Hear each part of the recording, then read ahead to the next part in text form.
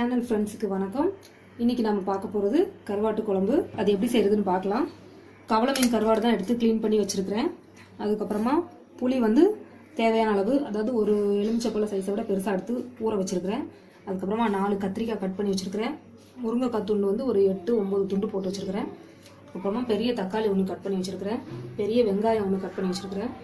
அப்புறமா refined oil தாளிக்கிறதுக்கு தேங்காய் 2 பத்தை கட் பண்ணி வச்சுருக்கிறேன்.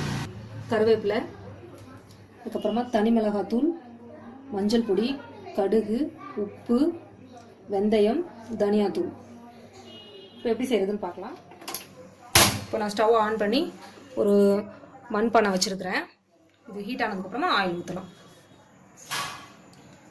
பானை சூடாயிடுச்சு. இப்போ இதில் எண்ணெய் ஊற்றுறேன். எண்ணெய் ஒரு 4 ஸ்பூன் ஊற்றிக்கோங்க. எண்ணெய் சூடாயிடுச்சு. இப்போ கடுகு போடுறேன். அதுக்கு கொஞ்சமாக வெந்தயம் போடுறேன்.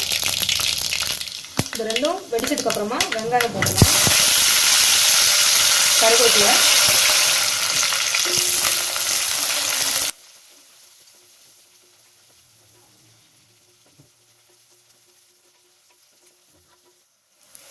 வெங்காயம் நல்லா வதங்கிடுச்சு. அடுத்து தக்காளி போடலாம்.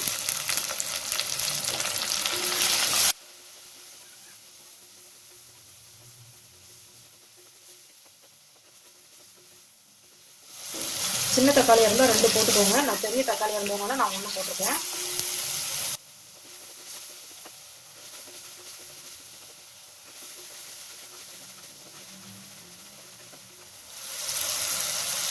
தக்காளி நல்லா வதங்கிடுச்சு. இப்போ நான் மிளகாத்தூள் போடுறேன். மிளகாத்தூள் ஒரு 3 ஸ்பூன் போட்டிருக்கிறேன். அடுத்து தனியாத்தூள் போடலாம். அதுவும் ஒரு 2.5 ஸ்பூன் போடலாம். நமக்கு குழம்பு எவ்வளோ தேவையோ அதுக்கு ஏற்ற மாதிரி போடணும். இப்போ இதை கொஞ்சம் மிக்ஸ் பண்ணி விடலாம். மிளகாத்தூள் தீஞ்சிடக்கூடாது. ஸ்டவ்வை சிம் பண்ணிக்கலாம். அதில் இந்த புளி கரைசலை விட்டுடலாம். கரைச்சிட்டு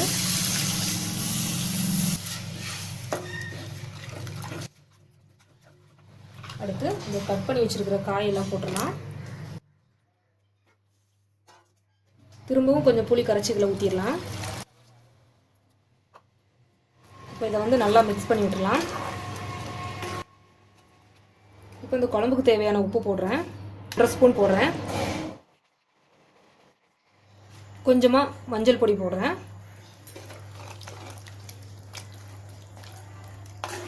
இதை நல்லா மிக்ஸ் பண்ணி விட்டுக்கலாம்.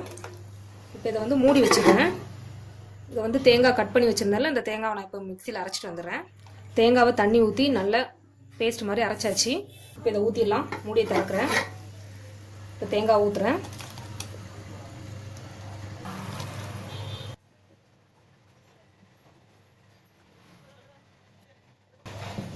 இப்போ உப்பு காரம்லாம் செக் பண்ணிக்கலாம்.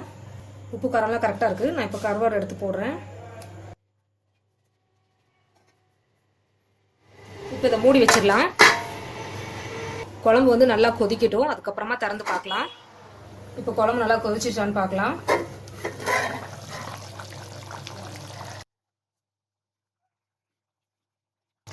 குழம்பு நல்லா கொதிச்சிருச்சு.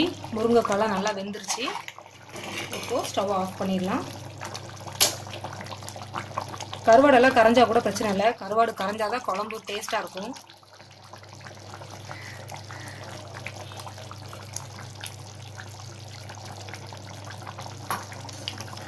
இப்போ கருவாட்டு குழம்பு ரெடி ஆயிடுச்சு.